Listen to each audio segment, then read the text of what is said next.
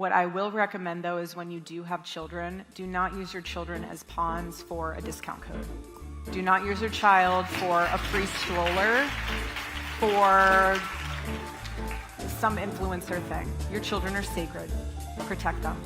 That is your role as a mother. Today we have another big, huge, fundy family of many children. A family who has made it their mission to persuade the world to, like them, enjoy a lifestyle that features as many children as humanly possible. Simply here to share the message that God has given me and the ministry that I have, which is just encouraging women that you can trust God with your womb, that you can rely on Him to give you His blessings in children, and what I believe the Bible says about that.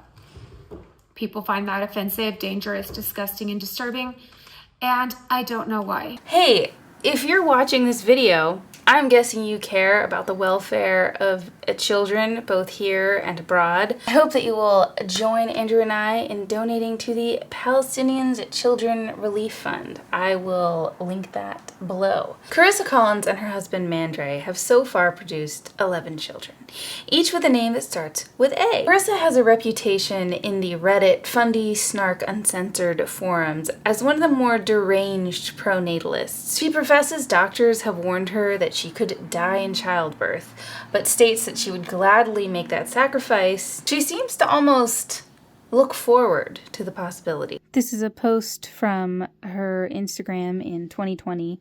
Here's the reality. Every mother I know would die for their children, and almost every woman I know has been told they would die or their health is at risk if they continue to have children. I was told this after baby number 2. Yes, I had health issues and many pregnancies with complications. I've had moments I almost died. I've had ups and downs. But we either trust God or we don't. We either give Him our lives or we don't. Yes, I would absolutely give my life to bring another child into this world. And then we came to a disagreement. I got really sick and he got stressed out and had a bunch of fears about continuing to have more children. And so our biggest fight was if we were going to have more kids or not. Our biggest fight was, are we going to trust God in that area? They were coming pretty quickly, which is kind of one of the things that was really starting to change my mind and even my heart in this area about really trusting God. Because the situation started to kind of, it didn't necessarily look as though it was lending itself to something that was fitting to my job, my wife's health, those kind of things, because the babies were just coming back to back. Whenever I post about these types of families, I get comments from their fans saying things like, "Why do you care? Mind your own business. Leave them alone. They're just a beautiful family." The Collins are actively promoting the idea that it is a good idea to have as many children as possible. They are participating in a culture war, not passively posting about a family that happens to be huge. What they're doing is inherently political. And ever since I personally chose Zoran Mamdani as an ex-mayor of New York City, I've decided that I'm pretty into politics. A kingmaker, you might call me. Joe Rogan of the left. Who said that? I also want to note that I found a lot of the screenshots I'm using in this video on the Fundy Snark Uncensored Reddit.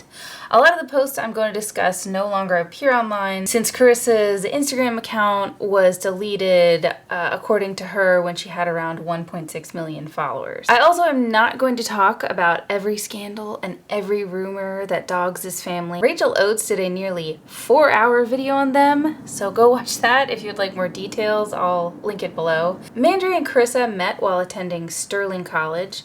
Both are basketball players. Karissa has stated that she had WNBA aspirations when she first got married, but soon received the revelation from God that she should actually just be a womb. But I actually got married not wanting children. I didn't want to be. I did not know this. I never wanted to be a mom. I got married with career in my mind. I always went to church and I went to Bible college. I was very strong in my faith and in the church. But I wanted to be a WNBA star. I wanted to be a professional singer.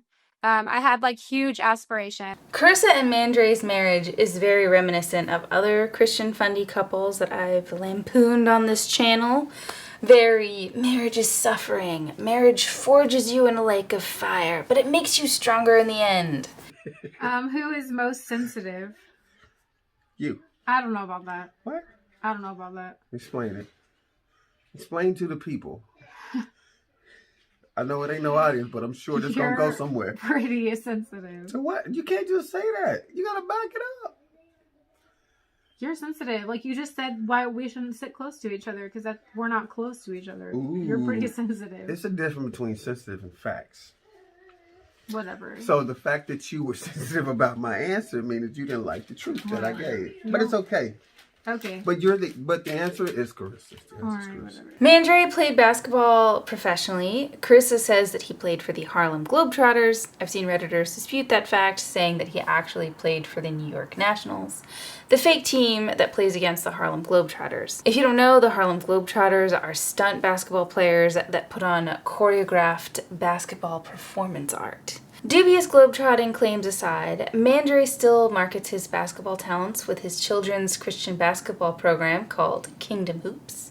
Shaq has made appearances at Kingdom Hoops basketball lessons. He also bought the family 2 cars and took them out to dinner. Anyway, Shaq isn't relevant to today's discussion. This has been a pointless Shaq detour. Pointless Shaq detour. According to LinkedIn, Mandre works as a financial services specialist with Mercedes-Benz. And according to Karissa, he also recently started a mobile axe throwing business. I feel a need to mention these diverse streams of income, as I'm sure everyone will be wondering, hey, how does paying for 11 kids work? So how do you do it financially? How do I do it financially? This is always a good question because I used to try to do it financially. And the numbers were really weird, right? At the point to where I lost my job a while back, and Karissa had she had made the decision to come home and be with her children that was all happening at the same time. And so while I used to track numbers, we had 2 homes and 2 cars and 4 kids and no jobs. And for 2 months that went by, nothing ever made sense. I stopped doing finances and all this budgeting stuff at that point because the money coming in didn't make sense in terms of how everything continued to get paid for. And so the only thing that I could ever credit it to is just simply God's provision. While we're on the topic of money making, I will also mention that Karissa has shilled for a multi-level marketing scheme called Plexus, some type of supplement that she credits with helping her lose postpartum weight. Multi-level marketing scams are definitely a square on the terminally online Fundy bingo card. If you aren't aware, and I'm sure that you are, but MLMs are basically legal pyramid schemes. They are legal because they offer a product instead of just an investment scheme, but in my opinion, they are still unethical because recruiters make it sound like working as a brand ambassador for an MLM is a good way to make a convenient income working from home, when this is almost never the case. Plexus's 2024 income earnings report states that on average, brand ambassadors earned $742 before expenses. This number does not include money they spent on the product they sold, so remember that the actual average is much less than that. If you want to make it to the top of these pyramids, one way to do that is to be a minor internet celebrity. That's one of the only ways that you can make real money is by having a lot of people in your downline. We have actually mentioned Karissa very briefly in our Christian grifter episode from a while back. We were talking about how she talks about Plexus and then also brings up the Proverbs 31 woman and how it is in fact biblical for women to work. Everyone says it's a pyramid scheme. Guys, it's okay to be a stay-at-home mom, to sell things, and to make money. The Proverbs 31 woman, she made money. She stayed home and she invested her money in land. So please don't let all these people come at you and say, how dare you make money? How dare you sell something?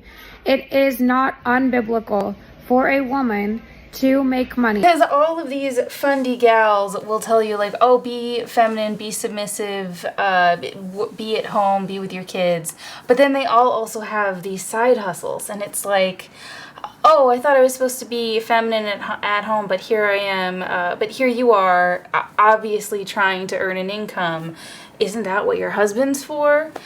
And then they say, well, Proverbs 31. And it's like, okay, well, Proverbs 31 seems a lot more like a modern woman who takes care of her household and is also bringing in income for her family. Proverbs 31 describes a woman who is esteemed in the eyes of the Lord. She considers a field and buys it. Out of her earnings, she plants a vineyard. She sets about her work vigorously. Her arms are strong for her tasks. Like that seems like sort of like that's what women have always done throughout history. Maybe. Something to think about. Ooh. Something to think about, trad wives. Maybe it's nothing new.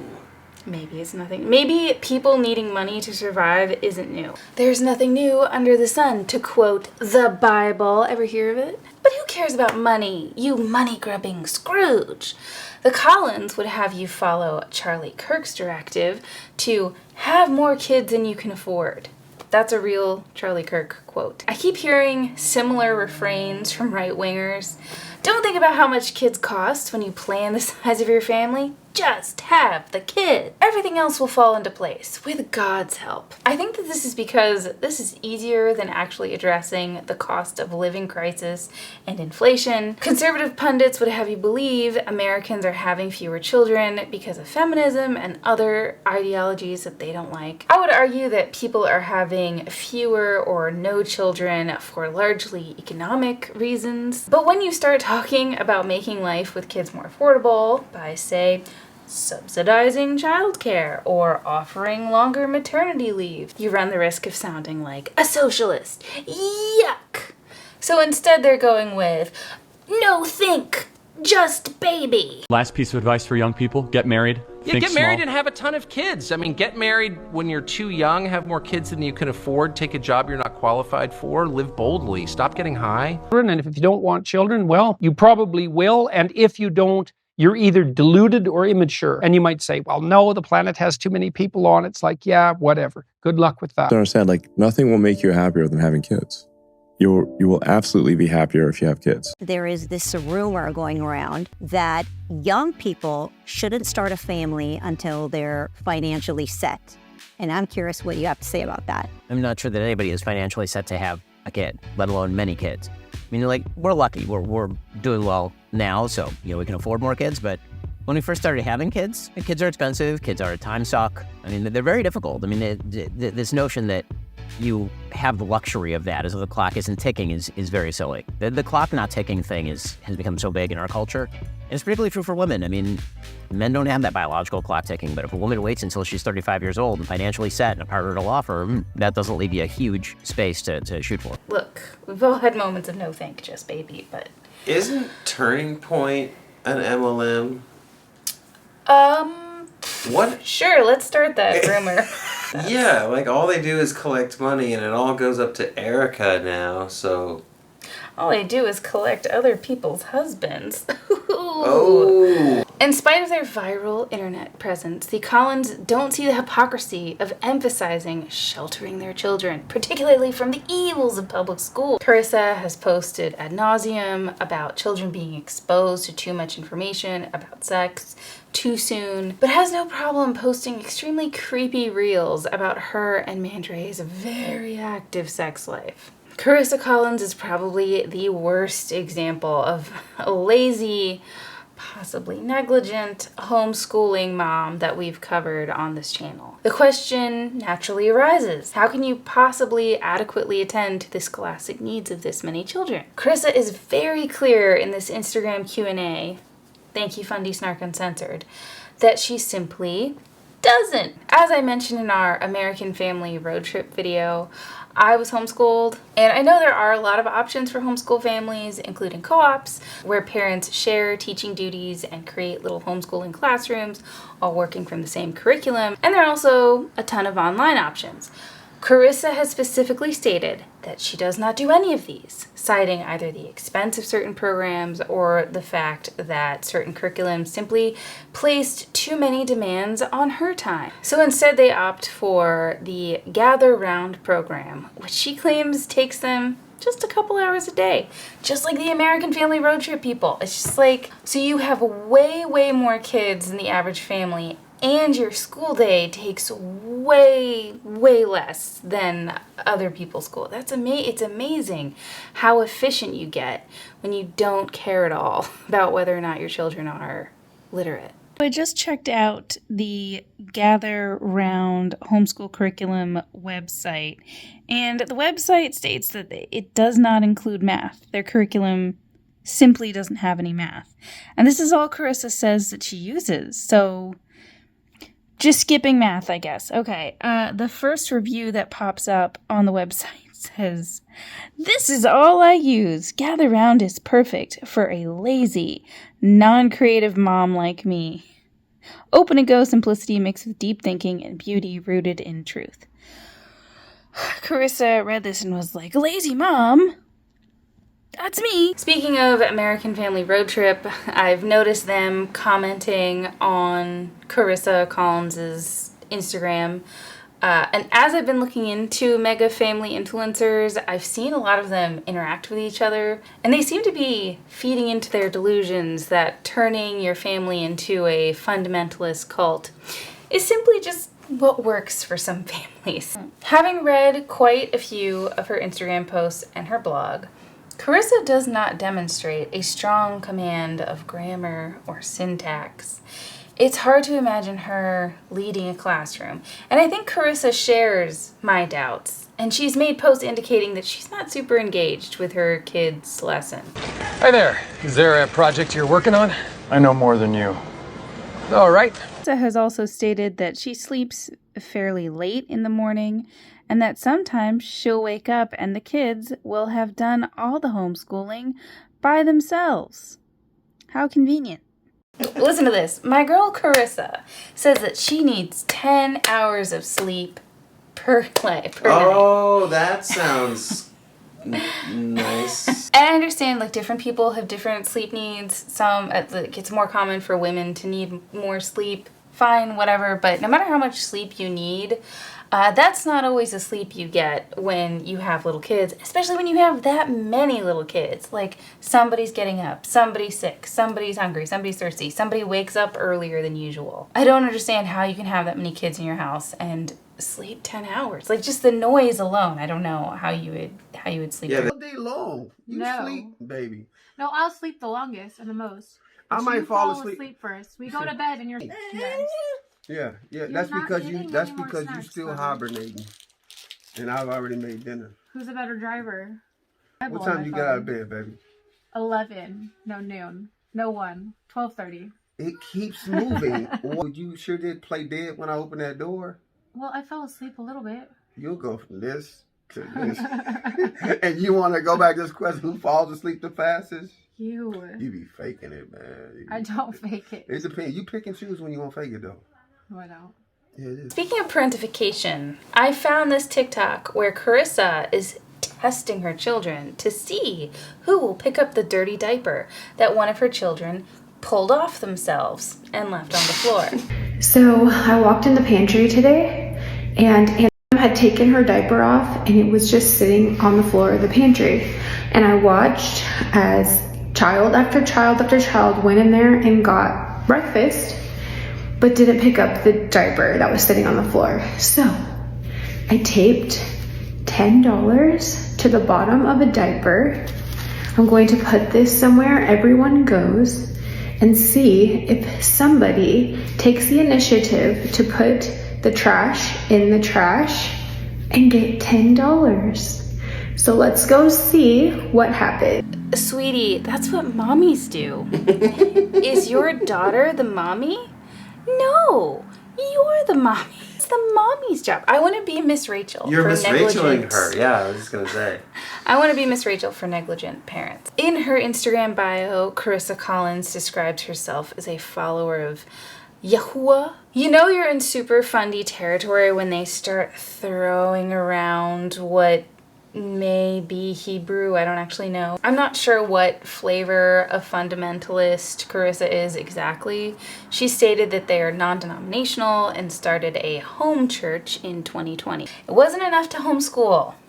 They also had to home church. Her beliefs, both political and religious, are fairly typical of very online Christians at the moment. For example, she somehow made Charlie Kirk's assassination all about her. She's talking about Charlie Kirk's assassination in this post where she's also referencing the fact that her Instagram account got deleted. I think that she's drawing a parallel here between the assassination and the deletion of her Instagram account. Am I reading that right? Saying believers everywhere are either filled with fire or fear from the tragedy of Charlie Kirk. Let's not let his story be erased. Let's get louder. I'm going to say something uncomfortable to you, Karissa. I think it's worth considering that when conservatives like Charlie Kirk push Christians to have a lot of kids, it's because they believe in something called the Great Replacement Theory. They're trying to replace us demographically. They're trying to make the country less white.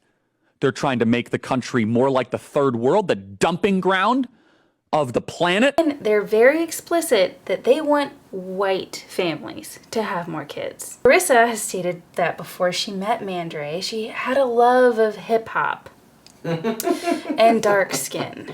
God. Very cool, and something you do not have in common with Charlie Kirk. Do you think the average rap artist that a black kid in the hood is listening to is glorifying marriage and family and saving your money? It's bad for everyone who listens to it. The point being is that black youth, as they are being raised, their role models are largely not glorifying staying with one woman, getting married, going to church. And if you're wrong, show me the black role models that are doing that. There might be a couple I could think of, maybe.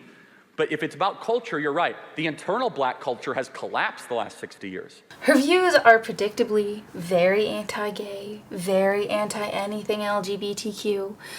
Give us back the rainbow, no oral sex, nothing but procreation all the time.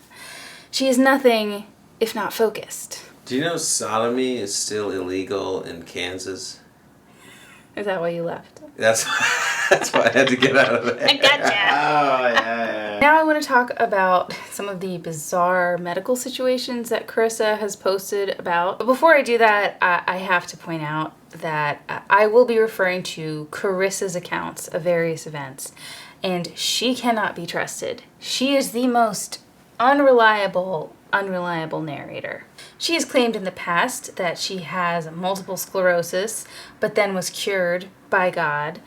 From my heathen perspective, this means either that she never had it, or that she still has it and is lying for social media engagement. The medical mysteries in Karissa's life are seemingly never ending. She announced her 12th pregnancy earlier this year, but then announced that the ER told her that she had a blighted ovum at around 7 weeks. In a blighted ovum, a baby never forms. There was a problem with the egg. But in the same post where she mentions a blighted ovum, she also says that the doctors could not find a heartbeat. Right, there was no heartbeat because there's no baby. Right? After she announced her miscarriage or blighted ovum, whichever it was, she posted a video of her children playfully smacking her belly. And the post says something like, oh, who needs slime or Play-Doh when you have mommy's squishy belly? A lot of viewers weren't clear on her pregnancy status at that point and found the video, understandably, very disturbing. Anyway, I wanted to talk about a video I posted a few days ago that has gotten people very, very upset. Now, the first thing I want to say is I apologize when I posted that video. What's on other people's minds was not on my mind at all. Never thought of it that way. It was a cute moment with me and my children. I didn't think anybody would even watch it. This is not her first experience with pregnancy loss. As you might expect for someone with this many children, she's endured a few miscarriages. 4 years ago, Karissa told her children about a miscarriage she had had, and then said that one of her children started praying over her for a resurrection of the fetus, and said that she had the same hope. I say do not get a DNC. Do not take any pills. Do not force a miscarriage. Allow the Lord to do what he does in your body. If the heartbeat is gone, don't stop believing that he'll revive your baby. Don't give up trusting him ever. I have to point out that with this most recent pregnancy, she did eventually get a D&C at 20 weeks after she had miscarried, she says, at around 7 weeks. So it seems like God doesn't always know what to do with your body. It seems like that whole theory that you have doesn't hold up in your own lived experience. Lots of concerned viewers have accused Karissa of failing to adequately address her children's medical needs. For instance, years ago, Karissa reported that one of her children had to go to the hospital with a UTI and ended up staying in the hospital for 19 days. She described a long list of alarming symptoms before she finally took them to the hospital. And actually, Friday night when I gave her a bath, she did have an episode where she went like this in the bathtub, like her neck just fell, or in the sink. We gave her a bath in the sink. We didn't know why. It just looked like she had a crick in her neck from sleeping all day. Didn't think much of it. Saturday morning, she woke up standing in the crib, laughing, smiling. We went to a basketball game that morning, and she just like all of a sudden lost complete control of her muscles. So she couldn't hold her head up.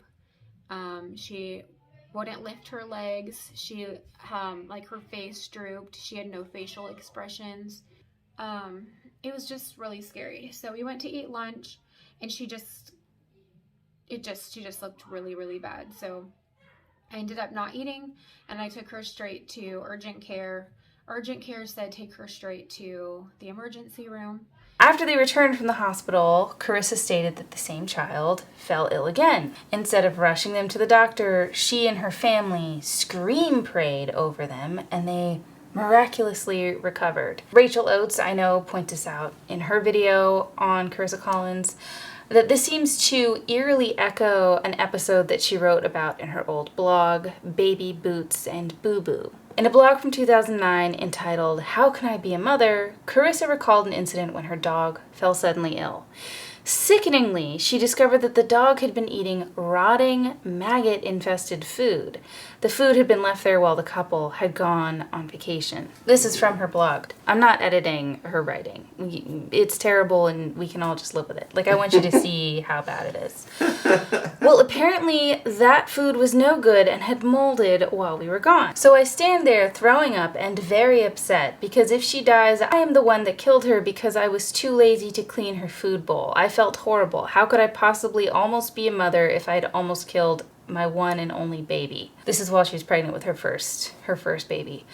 Don't worry, the dog did survive, but Karissa did not take them to the vet and simply prayed over the dog.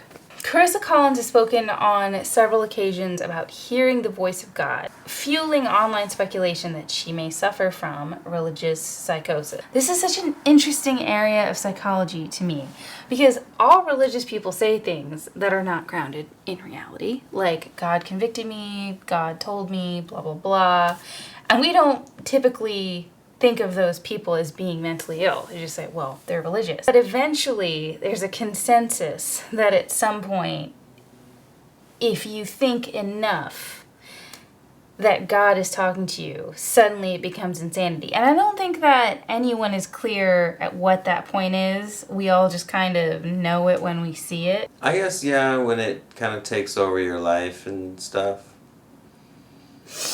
That would be it. Couldn't you say that all religion is a form of mental illness? No. No. And I agree with you. But why? Some of the things that Karissa has said about what God says to her make people worried for her, especially since she has said that she has issues with postpartum depression. God has unfortunately told her not to vaccinate. She has a really bizarre story about how this happened. 2 days later, while I was breastfeeding, I got extremely sick. So sick. Her vaccines, meaning her baby's vaccines, had shed onto me and I had gotten what I had vaccinated her against. What? I was so sick. So she's saying that her kid got an MMR vaccine or something and that the baby gave it to her through breastfeeding. If it seems like it doesn't make any sense, That's because it doesn't. I was so sick that I ended up breaking a rib from coughing. It was the worst pain ever. The emergency room couldn't do anything for a broken rib, but tell me it would take around 12 weeks to fully heal, and to try to rest more. As I was in prayer for healing, crying out to God in pain, he told me to stop vaccinating. But I don't know if they are really that bad. That is too scary. I don't want confrontation. I won't be able to find a doctor. I don't have proof against them. I don't want to look that crazy. I gave all the excuses, but God made it clear. Stop vaccinating and trust me. That day, I repented of vaccinating her. I told God I wouldn't vaccinate any of my children ever again, and I was immediately healed. Meaning, healed of her broken rib. In addition to the lack of vaccines and screen praying over serious illnesses, Karissa has also announced a variety of serious injuries, including multiple children with broken bones. She has a list of God's miracles in her home. She reports miraculous healings from broken bones at multiple places on the list. Karissa claims that social media trolls have called CPS on her 4 times. In our episode on the American Family Road Trip, I said that I thought calling CPS was an extreme measure, but at the time I only understood CPS as an agency that takes children away from their parents. Commenters pointed out that this is not the case, and CPS can simply check in on families who seem to be in crisis. I will state unequivocally that I share the concerns of whoever is making these calls. While their physical health challenges might seem overwhelming, Karissa seems to be focusing most of her energy on her children's spiritual health. They're not just raising children, they're raising little disciples. Another common thread I'm seeing with the big fundy family influencers is that they have a very fixed idea of what their children will be like as adults. There is no doubt that they will be straight, Christian, and also parents of huge families. I'll just let them know, statistically, this is simply not going to happen. Like, you're gonna have some outliers. Just prepare mentally for that. Aside from the kids with alliterative names, there are so many unsettling similarities between the Collins and the Duggars. Years ago, Karissa posted about being a fan of the Duggars and feeling sorry for what the family went through after Josh's PDF file history became public knowledge. She responded to a comment on a post saying of his abuse of his sisters, basically, these things happen. 19 Kids and Counting premiered in 2008. Karissa and Mandre had their first kid in 2009. So it's not inconceivable that her idea of giving an entire family names that start with the same letter came from then. Maybe she also got the idea to exploit her children for money from them. Who knows? It's such a weird list. The Duggars, the Collins, and the Kardashians. Yeah, same thing. Yeah. Yeah. I think that what these families all have in common is that they have a parent who's thinking from the moment they're born, how can I market these little rugrats? Like, how am I going to make this family or whatever into a business that makes money for me? I never thought about that. The Kardashians are just like the ultimate and original family vloggers for exploiting their kids. The 2 younger ones were teenagers, but their kids were mostly adults at the time.